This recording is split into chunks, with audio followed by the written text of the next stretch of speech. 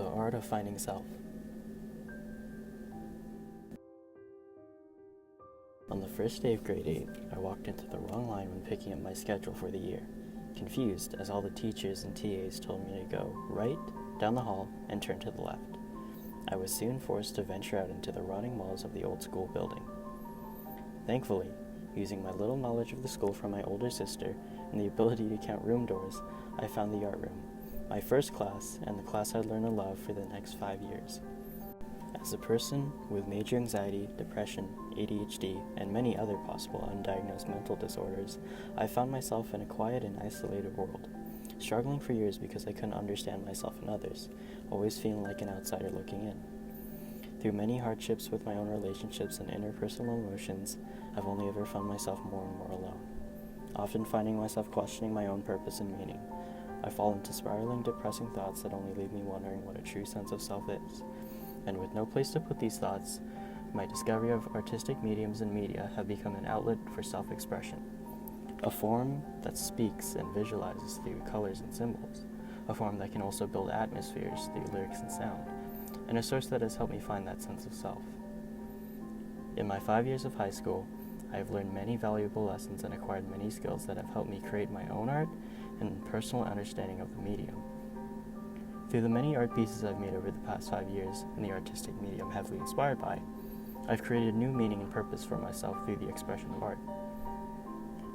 Through the 3 pieces I've made and chosen to analyze in this presentation, I will display the important core competency skills I've learned throughout my high school journey, my self-discovery through art, and the many different artistic medias that inspired my projects along the way. The oldest piece of the 3 main pieces displayed in this presentation, this post-apocalyptic bunny doll symbolizes identity and self. Created in 2022 and inspired by the character Frank from 2001's movie Donnie Darko, I used multiple plastic dollar store Barbie dolls, metallic acrylics, Halloween decorations, and a bit of hot glue to create a piece that vaguely resembles Frank's appearance. Despite their visual differences, Frank and my figure share symbolic similarities. With no clear facial features or actual face in general, it carries 2 blank faces on a hook, as seen on the figure's side, and a deep hollowed-out chest symbolizing my struggle of self-identity and the hollow feeling of not knowing who you should be. While partly intentional and unfortunately not visible in the photo, the figure also sits as if it were in a state of disability, completely unable to stand up, symbolizing the state of hopelessness you may feel when feeling this sort of hollowness. As someone who has always felt different from my peers for years and still struggles to find a true belonging, I found myself alone and falling into my own worlds. Finding refuge in obscure medias, I often dove into the underground, discovering different genres of music, searching internet rabbit holes, and stumbling across many forms of disturbing media. However, I heavily resonated with Donnie Darko in the 10th grade, as its themes of destiny and determinism became something I often questioned when it came to my sense of self. Sometimes even feeling as if the reason I didn't have a sense of belonging is because it was the way it's supposed to be. I felt as if the role of an outsider was granted to me and there was no way to change that. But through many months of finding a sense of self came recognition. The idea of free will within determinism, a theme I had missed in my first watch of the movie, an idea that reminded me of my ability to choose for myself, no matter the possibility of predetermination. And it was through this project that I recognized that I could put things together with different purposes and create things that give new meaning to things that seemingly didn't belong together. I created something that had represented me and my love for obscurity and built an idea of what a true sense of self could be. Instead of seeing myself as someone who would never fit the rest, I now saw myself as someone who could be that person for the people who don't have that space to be themselves. Someone who could put together things he's inspired by, and someone who could be with the other outsiders who also don't have that sense of self. I could be me without having to be like everyone else, embracing all the things that make me who I am. One of my tallest art pieces yet, it stands for 2 major symbols, one symbolizing my personal struggles with my own inner conflicts, and one symbolizing my love for deep, thought-provoking music. It is in this piece where I intentionally designed and used critical thinking to tie the themes of one of my favorite albums of all time into a personal, self-reflective art piece. Firstly, my piece symbolizes me in its visual meanings and non-visual aspects, using metal wiring, dark acrylics, paper mache, and multiple rolls of tape. I've created the image of a tall, skinny, seemingly floating figure with a wrapped face that is dressed in a punk-inspired military hat and fashionable clothes. The figure also seems to carry a large wire skeleton on its back that wraps itself around the midsection of its body. The wire extends itself beyond the figure's back and consumes the figure's neck, and continues down to its legs as if it's the reason why the figure seems to be floating. Despite the obvious meaning of a hanging figure, it also symbolizes an inner conflict I find within myself, the fear of being pulled away or being consumed by my own thoughts. Like wires, my thoughts in depressive periods are piercing and are full of powerful currents that can fuel my mood. When taken over by these thoughts, I fear the possibility of losing myself to my thoughts and losing control. And when it feels like a constant fight to retain myself, I must remind myself of what makes me truly me.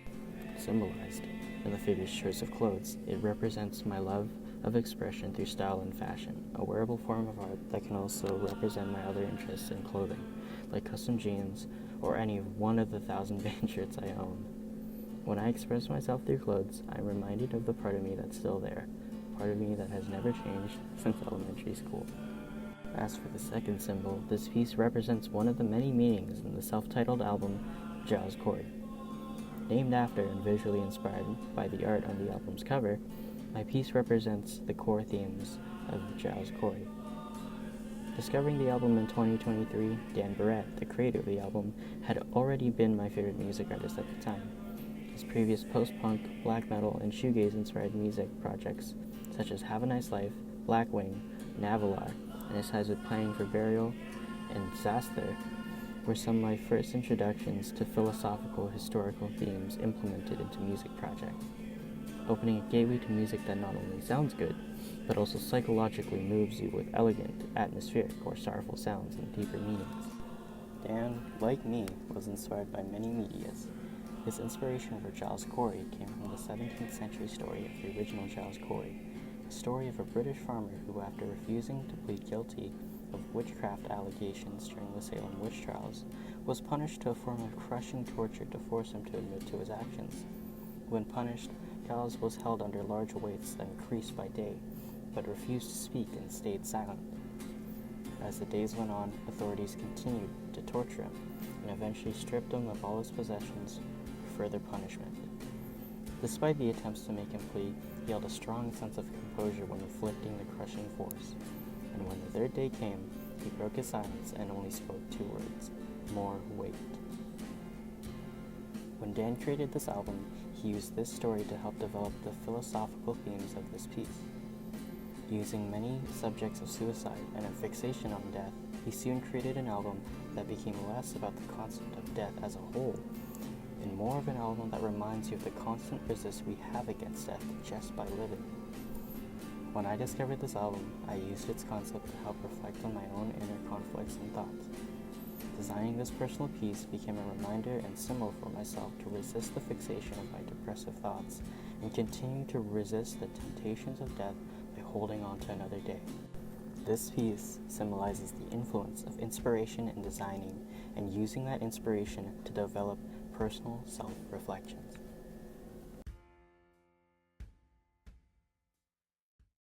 Inspired by my visit to the monochromatic exhibit at the Vancouver Art Gallery on my 17th birthday, this exhibit inspired the piece I've decided to make specifically for my 12th grade capstone project. For an exhibit solely based on black and white monochromatic art pieces, I found myself in love with the entire exhibit. But when asked by my sister why I found plain black canvases so interesting, I couldn't find the words to explain why I found something so seemingly simple so intriguing. Using a mixture of black acrylics and a thick gloss, I've created a piece that gives that explanation, an explanation that puts meaning into things that might mean nothing to a casual viewer. When put in front of a blank canvas, our minds wander in search for meaning, creating ideas that differ depending on the individual. One might see nothing, and another might see color. When I created this piece, I based the emotions I felt at the time and the visuals I saw at the exhibit on this piece, as my summer before grade 12 became a concerning monumental depressive peak that I'd never hit before. Keeping myself isolated for large periods had sent me spiraling through waves of negative, conflicting thoughts, grasping onto anything for a sense of feeling.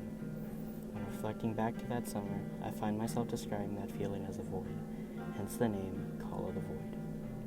Call of the Void refers to a looming thought I had remembered while making this, describing the feeling as the never-ending calling you hear time to time, the constant whisper that comes to you in moments alone and sends you spiraling when everything around you won't go right. Its fresh look of plastered black not only looks menacing, but also sends your focus to its center, as if it were a light at the end of the tunnel. It tempts you and seduces you with all the pleasures and joys you've dreamed of, saying all the right words you've longed to hear, stretching and binding thoughts to desirable images, a place of soap and a pearl glow, a delicate place of perfection, an enlightening escape from the cold, desolate, and dismal emptiness you struggle to shrug off your shoulder every day. But like a tunnel, this piece can be looked at and entered from either side, similar to the way I interpreted the black canvases I saw at the exhibit back in summer. It, like any black canvas, overall holds infinite meaning. Its existence by default is absolutely limitless, an infinite gateway to ideas. So, when asked why I found plain black canvases so interesting, there was no right number of words I could find to describe the limitless idea of interpretation and the ideas we build off things that might mean nothing. To me, it was a reminder of the individuality hidden inside of us, and a reminder to myself that I do have a sense of self. My own individual thoughts of what was meant I had created a unique idea of what could be. Instead of seeing nothing, our own perception paints the real picture, a picture that changes meaning based on the individual. A blank canvas makes us think and create a meaning for itself using our own perceptions. As I've created this piece and presentation, I built the foundations of its meaning off my own struggles with depression and tempting thoughts of suicide, naming it the void to resemble the looming thought I had and permanence of afterlife. Though it seemed like its main idea, it changed over time and became less of a void and more of an exit that can help me put those thoughts behind. It now stands as a symbol for an exit, an opening, a new perspective in the personal perceptions we create in moments of question. Using my extensive and creative art skills, I've created art pieces that make me, me. As someone who has always felt a lack of sense of self and sometimes still does, I can create my own new meaning for myself through reflection and artistic expression.